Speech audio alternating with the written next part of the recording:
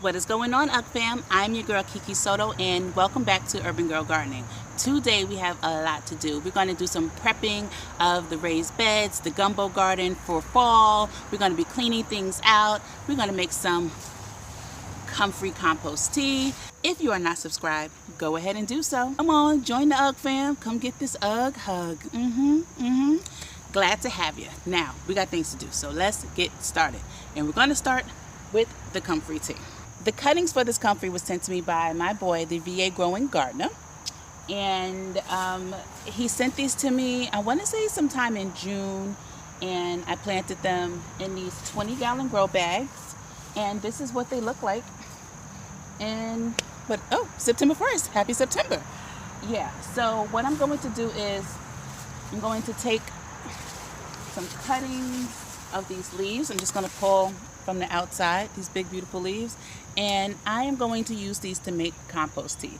Now, Comfrey has a lot of great benefits, a lot of awesome benefits, but I will give just a little bit info about making Comfrey tea. It's the same as making weed tea, except that Comfrey has a lot of vitamins that the garden loves. It has the nitrogen, it has the potassium, it has calcium. For those of you out there that have dealt with blossom end rot, you know what a big deal is to have good calcium in your soil. So what we're going to do is we're going to take a bunch of these leaves, and I have 2 of these 5-gallon buckets. Now, I thought that both of them were empty, but one actually filled up with rainwater, which is perfect, because the reason why I'm doing the Comfrey today is because I want the rainwater to be in here with the Comfrey. So all I'm going to do is grab a bunch of these leaves, and I'm going to grab right from the outside, and I'm going to fill this bucket up. I'm going to fill it up about halfway to 2/3. If your skin is sensitive, you may want to go ahead and use gloves. Comfrey has been known to irritate the skin for those with the sensitivity. I don't have much issues with skin sensitivity, but yeah, I'm just going to keep filling this up, and then I'll show you what I'm going to do next. Okay, so the bucket is halfway full, and the next thing I'm going to do is put a weight in there just to keep the Comfrey settled down at the bottom so it doesn't float up while I'm filling it up with the rainwater. It's really heavy brick paver, so I just drop that in there. And then, like I said, my other bucket filled up with rainwater. So I am going to add this rainwater to Comfrey here. And I'm going to let Mother Nature finish that off when it starts to rain. Have it sealed here with a bucket with holes in it. Alright, and if you guys see this is Citronella and lemon balm, y'all. The mosquitoes are out like crazy. Look, I even have some in my back pocket. And so I'm going to do the same with the other bucket, but Mother Nature's going to have to rain into that one and get it fermenting. I'm going to be using the Comfrey tea in about 2 weeks, just to give my fall garden a good fertilization, a good head start. I have been waiting for months for it to even get large enough for me to start harvesting. They say you want to wait till it's about a foot or 2 up in the air. And for those of you wondering why I have them in grow bags, it's because I'm renting. So I definitely want to take this with me, and I don't want to have to dig it up. Okay, now, so let's move on to this raised bed. And I mean, it's very beautiful, or it was. These sunflowers, they have run their course. The zinnias are actually looking super good. I'm gonna find a way to stand them up.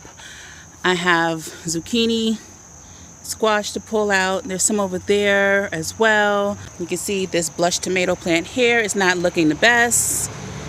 So we're gonna harvest these tomatoes over there.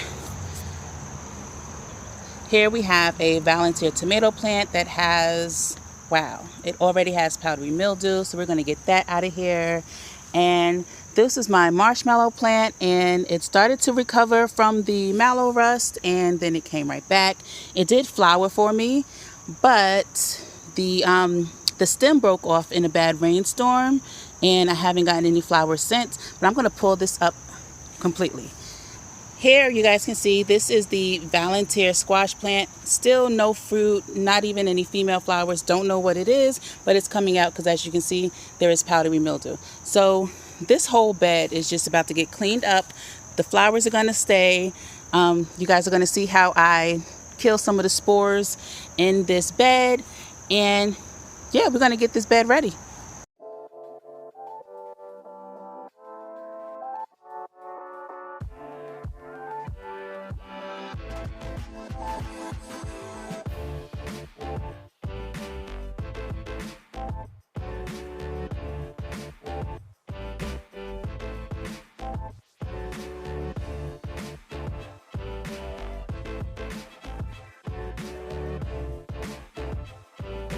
This was my Black Beauty zucchini plant. I haven't gotten any zucchini in about a week or so, so this is done.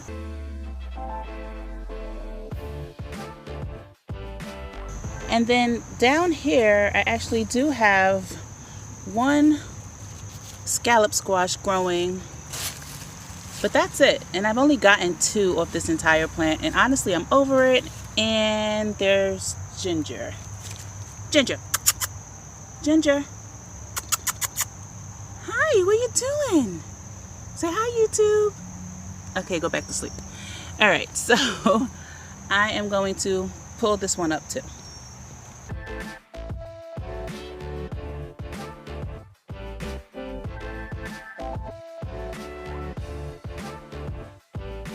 And so now we're going to turn our attention to this blush tomato plant.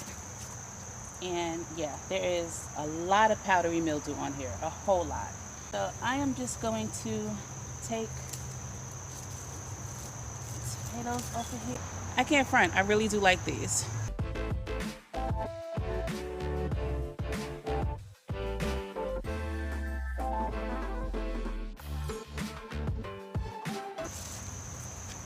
More powdery mildew. So you can go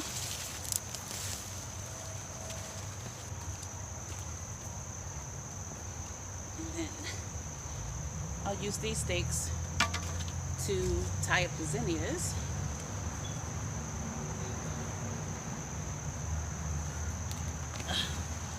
Here's the mallow. And so what I'm going to do is, I didn't get a chance to use the plant or the flowers, but I am going to use the mallow roots. Yeah. So I have another tomato plant here, and there's no tomatoes on it. So this is going to come out as well. Out with the old and with the new. It is time to get our full garden in. Okay, and I'm also going to pull up the bachelor button plants that are dry. I'm going to take these in the garage and take the seed pods off of them. If you want to learn how to save seeds from bachelor buttons, check out my seed saving playlist. There's a video on it in there. Alright, so I'm going to work on these flowers here and I'll be back.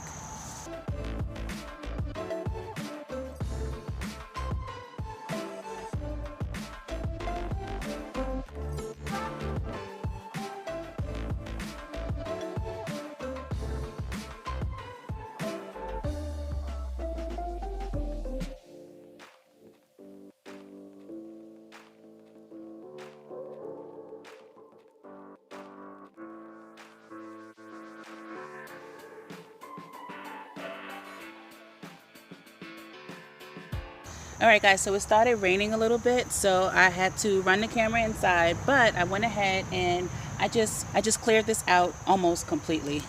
So you can see here I left some thyme. There's one pepper plant here. There's some mint there. That mint is actually in a pot in the soil. I tied up the flowers here. I'm leaving this Swiss chard. You can see the leeks there.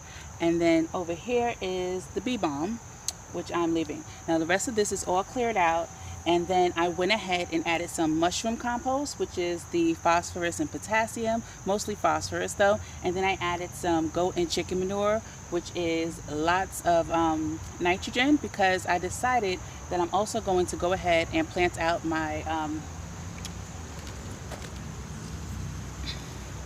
some of my purple mustard seedlings. I'm going to go ahead and get these in the ground and let the rain water them in, different bacteria and stuff that are in there. So what I have here is a 1.5 gallon watering can, and I have about half of a 32-ounce bottle of peroxide in it. The peroxide is antifungal, antibacterial. You also use a few tablespoons of baking soda if you wanted to, but basically all I'm going to do is just pour this water right into the soil. This will be one of many treatments.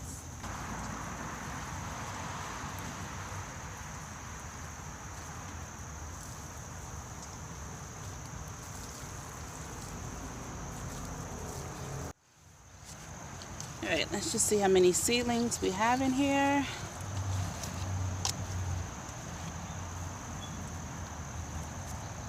1, 2, 3.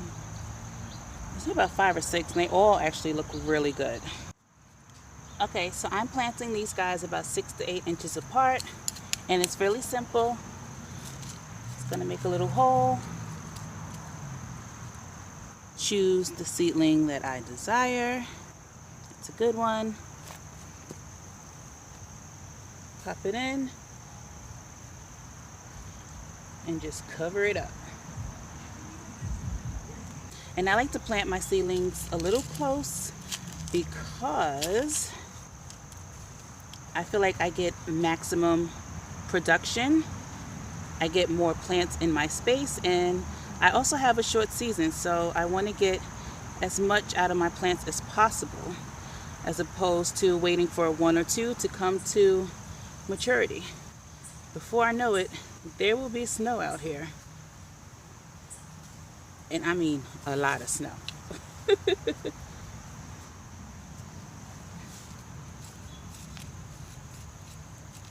I'm going to finish this up, and I think I might even be able to plant some of my blue collards here. I think that little drizzle, no, let me not jinx it. So I do have,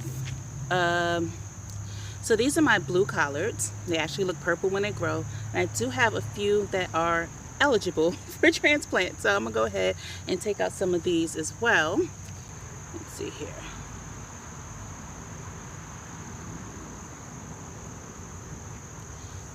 Something like that. Here's another one that's a good size for transplant. And so yeah, it's starting to rain again. So we're gonna wrap this up, and I'm gonna show you guys real quick. We got the purple mustard in. We got some of these blue collards in, and I also threw in some of the dino kale seedlings that I had that were ready. And I'm not gonna leave the soil bare. I'm gonna go ahead and take some of this pine animal bedding, and this is what I'm going to use for mulch. This is what I like to use. I tried straw. It gave me way too many seeds. I mean grass everywhere. I'm going back to what I like to use. I'm going to do this real quick. And to everyone who's concerned about the acidity that is in pine, by the time it gets to this, the acidity is way low, but this is really good for fighting off like ants and other bugs and stuff. So that's why I like to use pine. I usually mix it with cedar, but I'm out, so I'm just going to go ahead and use this. We got a lot done. These mosquitoes are vicious, and the rain is in and out. Thank you guys for bearing with me. I hope you guys learned something. I hope you guys had some fun. This is just the beginning of our fall planting. Make sure you share my content, make sure you like and subscribe, and please go ahead and follow me on other forms of social media. That's Facebook, that's TikTok, that's Instagram, all Urban Girl Gardening. Learn with me, grow with me. I love y'all for real. Bye.